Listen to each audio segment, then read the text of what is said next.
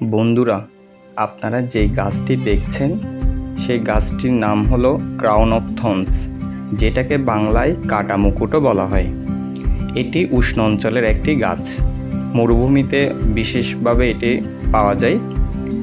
এটির একটি বিশেষ গুণ আছে যেটি আমি ভিডিওর শেষে বলবো, আপনারা ভিডিওটি দেখতে থাকুন।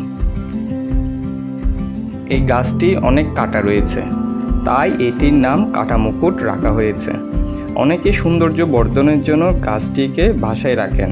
শিশুরা খেলাধুলা করার সময় হাত পা ছিঁড়ে ফেলতে পারে, তাই এটিকে শক্তপোক্ত অবস্থানে রাখতে হবে। অনেকে গাছটির সুন্দর কাঁটাগুলোকে কেটে ফেলে। আপনারা এই কাজটি কখনো করবেন না।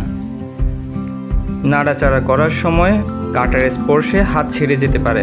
অনেকে গাছটিকে পরিচর্যা করার সময় কাটা হাতের ক্ষত সৃষ্টি হয়। তাই আপনারা চাইলে এই ট্রিক্সটি ফলো করতে পারেন।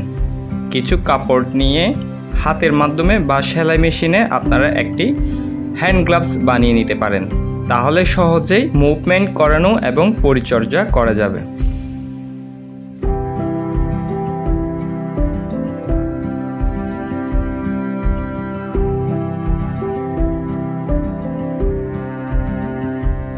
এখন গাছটির বিশেষ গুণটি বলছি, তবে তার আগে আপনারা এই ভিডিওতে লাইক, কমেন্ট, সাবস্ক্রাইব করে দিন।